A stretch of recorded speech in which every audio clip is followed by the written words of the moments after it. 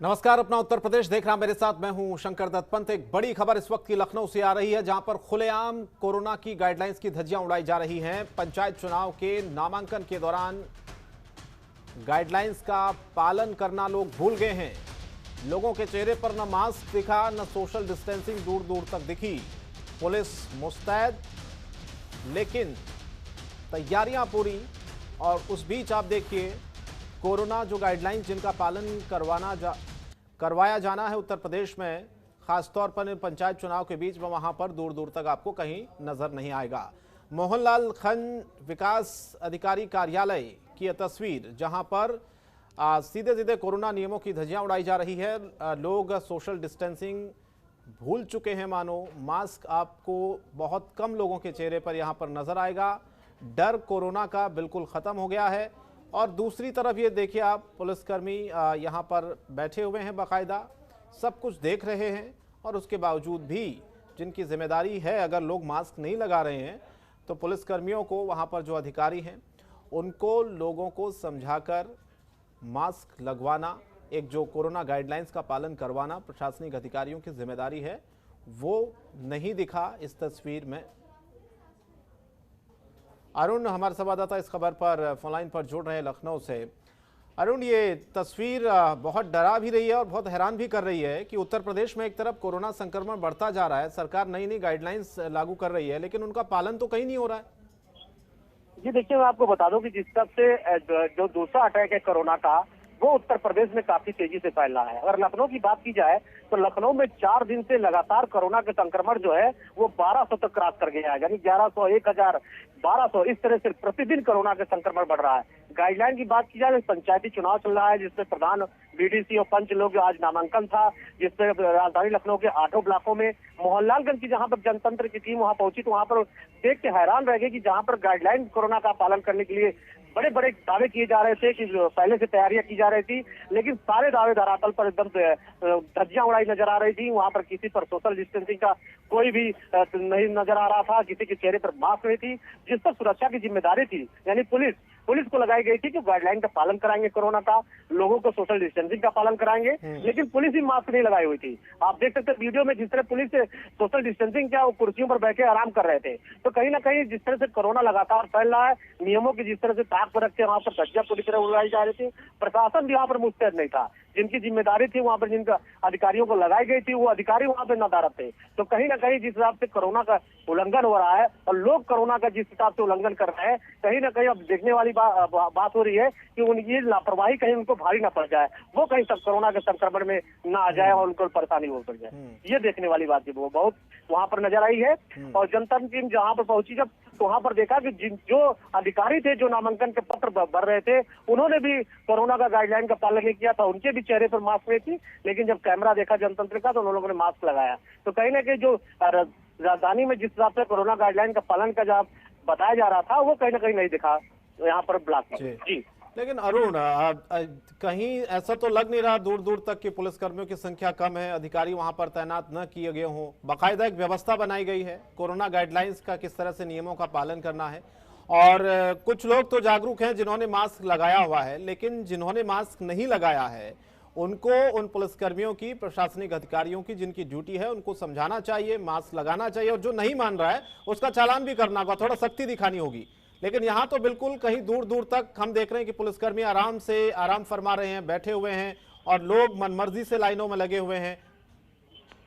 तो देखिए, जनतंत्र की टीम को जब देखा, उन्होंने कैमरा देखा, तो पुलिसकर्मी कैमरा को देखते वहां पर मास्क लगा लिया उन्होंने। लेकिन जिस हिसाब से जिनकी जिम्मेदारी थी, जिन पुलिसकर्मियों को जो प्रशासन ने यहाँ पर नियुक्त की गाइडलाइन का पालन कराना था कोरोना का, वो खुद मास्क नहीं लगाए थे, तो वो क्या पब्लिक को बताएंगे मास्क के बारे में।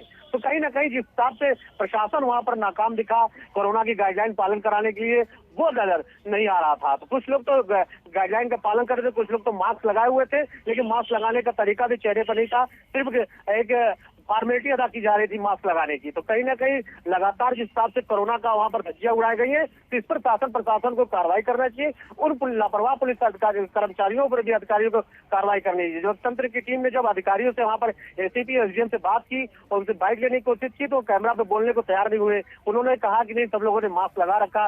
जब वीडियो दिखाया गया तो उन्होंने फिर फटकार लगाई कि ऐसे पुलिस कर्मियों ने जिन्होंने मास्क नहीं लगाया उनके खिलाफ कार्रवाई की जाएगी, और जो लोग वो मास्क नहीं लगाए थे उनका चालान किया जाएगा। तो कहीं ना कहीं ये बात है, लेकिन अब यह है कि कार्रवाई होती है, लोगों का चालान होता है कि नहीं, ये तो समय बता पाएगा। लेकिन जिस हिसाब से लोग लापरवाही दिखे, तो कहीं ना कहीं जो इस लापरवाही पर उन्हीं को भारी पड़ सकता है। इसलिए कोरोना के गाइडलाइन का पालन करें, खुद सुरक्षित रहे, दूसरों को सुरक्षित करें। नहीं तो लगातार जो संक्रमण लखनऊ में बढ़ रहा है, लोग इसके चपेट में आ जाएंगे और उनको खामियाजा भुगतना पड़ सकता है। बिल्कुल, बहुत बहुत धन्यवाद अरुण इस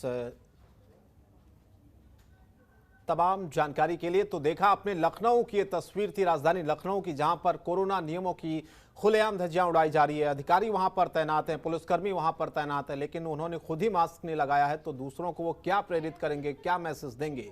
यूपी में बढ़ते कोरोना के मामलों को लेकर विपक्ष भी अब सरकार पर हमलावर होता जा रहा है। इसी कड़ी में मायावती ने भी ट्वीट कर कहा कि देश में कोरोना वायरस के बढ़ते प्रकोप को केंद्र व राज्य सरकारों के साथ साथ लोगों को भी इसे अति गंभीरता से लेने की जरूरत है।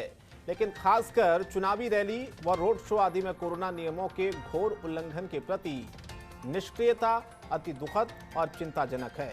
उचित ध्यान देने की जरूरत मायावती ने इस पर बताई है। चुनावी रैलियों का हवाला दिया है, कहा है कि वहां पर भीड़ बहुत ज्यादा होती है, वहां पर कोरोना नियमों की गाइडलाइंस की धज्जियां अक्सर उड़ती है।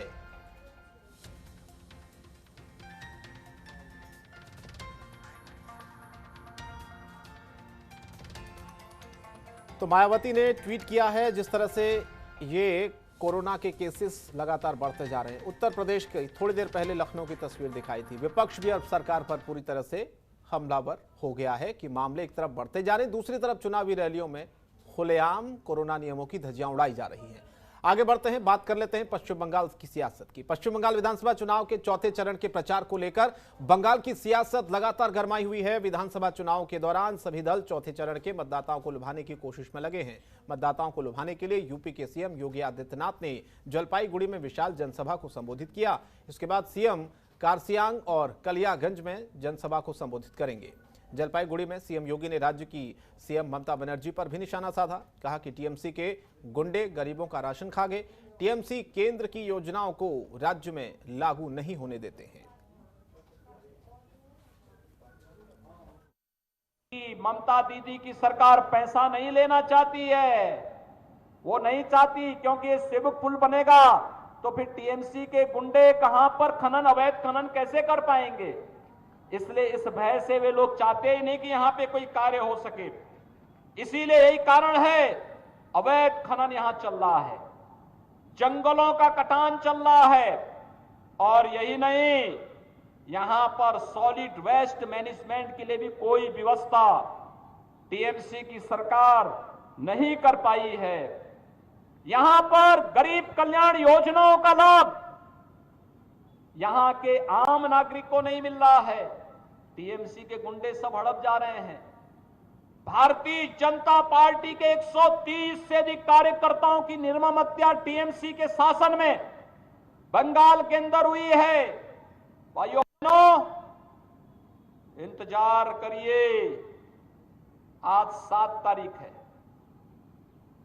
कुल 25 दिन शेष हैं। ये 25 दिन उल्टी गिनती के रूप में आप देखेंगे, एक एक दिन कम होता हुआ दिखाई देगा, और 2 मई जब आएगी टीएमसी की सरकार से बंगाल को मुक्ति मिलेगी। कोरोना प्रबंधन का एक कार्य प्रधानमंत्री मोदी जी के नेतृत्व में कितना बेहतर हुआ। मोदी जी ने हर गरीब के लिए निःशुल्क राशन दिया, लेकिन बंगाल के अंदर टीएमसी के गुंडे वो राशन भी खा गए। हर गरीब के लिए, हर मजदूर के लिए, रोजगार के लिए उन्होंने पैसा दिया, टीएमसी के गुंडों ने वह पैसा भी हड़प लिया।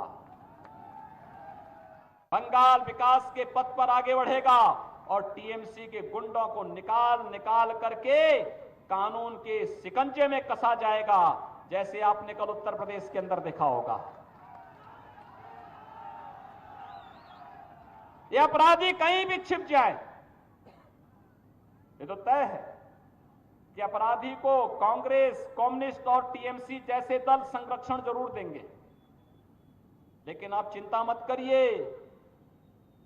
इनसे लंबे हाथ कानून के होते हैं और कानून के लंबे हाथ इन्हें पाताल से भी निकाल करके जेल के शिकंजों के अंदर भेजने का कार्य जरूर करेंगे। और यही आश्वासन देने के लिए आज हम सब आपके बीच।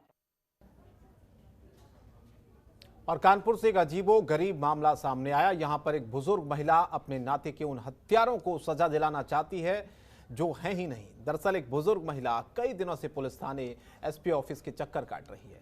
बुजुर्ग महिला का यह कहना है कि उनके नाते का अपहरण कर लिया गया, लेकिन पुलिस कोई एक्शन नहीं ले रही है। दूसरी तरफ मामले में पुलिस का यह कहना है कि महिला के नाती का 3 साल पहले लंबी बीमारी के बाद देहांत हो गया था।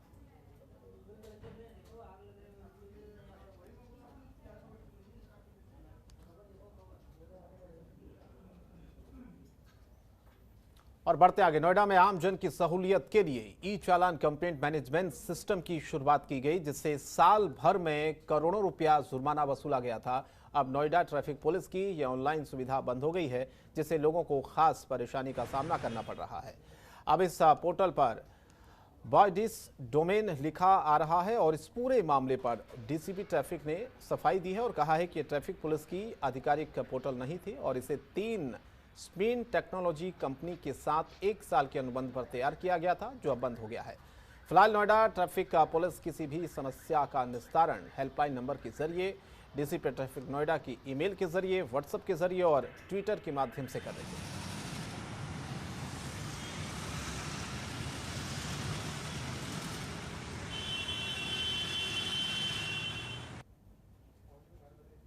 पुलिस नोएडा इनके बारे में बात कर रहे हैं। इसके बारे में मैं बता देना चाहूँगा कि ये हमारी कोई आधिकारिक वेबसाइट नहीं है।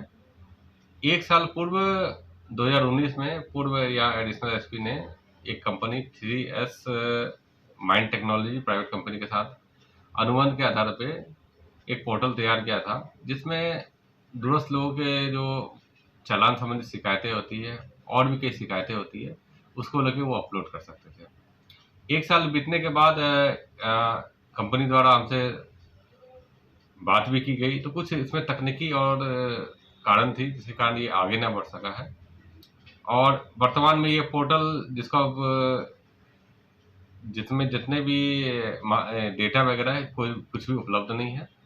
मैं आपको ये भी क्लियर करना चाहता हूँ कि जहाँ तक शिकायतों की बात है, तो हमारा एक आधिकारिक ईमेल आईडी है, डीसीपी ट्रैफिक का ईमेल आईडी है, हमारे नोएडा ट्रैफिक पुलिस का ईमेल आईडी है, हमारे हेल्पलाइन नंबर है, उसके माध्यम से हमें शिकायतें मिलती है और अभी भी ये जनता के लिए उपलब्ध है। आप कहीं से भी कहीं भी बैठे हुए कितनी भी दूर स्थित है, हमें इस ईमेल के माध्यम से, व्हाट्सएप के माध्यम से और हमारे ट्विटर हैंडल के माध्यम से आप शिकायत मुझे मिलती है, हमें प्राप्त होती है और हम इसका निस्तारण भी करते हैं।